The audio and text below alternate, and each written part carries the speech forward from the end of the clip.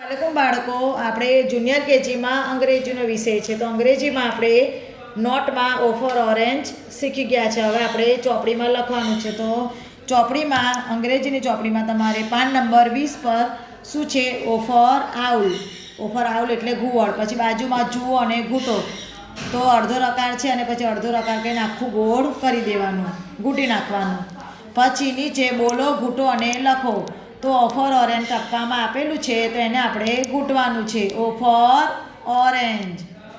O for orange આપણે ટપકામાં આપેલું છે ઓ ફોર ઓરેન્જ, તો આપણે એને ઘૂંટી નાખવાનું. પછી બાજુમાં ખાના આપેલા છે, તો એમાં આપણે જોડે જોડે લખતા પણ જવાનું ખાનામાં. અને કેવી રીતે લખવાનું છે? એકલું લખ કરવાનું નથી, લખવાની સાથે સાથે આપણે બોલવાનું પણ છે, તો આપણને ખબર પડે કે આપણે શું લખીએ છીએ. શું લખીએ છીએ આપણે બાળકો? O for owl.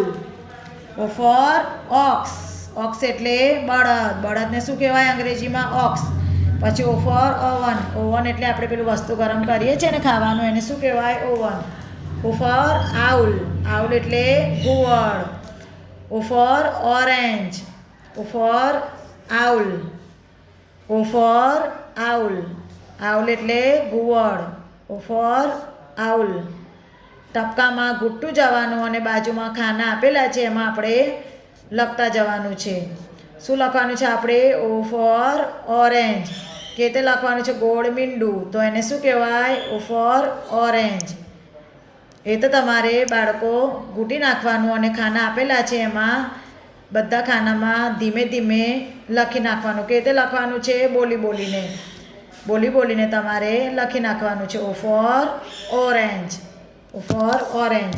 હવે નીચે જુઓ તો ઓ એક્સ ઓક્સ એટલે બળદ. પછી વચ્ચે મૂળાક્ષર ઓ ફરતે વર્તુળ કરો, તો ઓ એન ઈ વન. તો ઓ છે ને ત્યાં આપણે ગોળ કરી દેવાનું. પછી એની બાજુમાં એફ આર ઓ જી ફ્રોગ. તો ઓ છે ને વચ્ચે ત્યાં આપણે ગોળ કરી દેવાનું.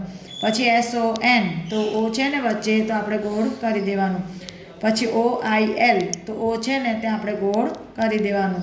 પછી ઓ વી ઈ એન ઓવન. એ રીતે બાળકો તમારે ચોપડીમાં પાન નંબર 20 પર મેં જે તમને લખાવ્યું, તમારે પણ આટલું લખી નાખવાનું છે. અલ્લાહ હાફિઝ.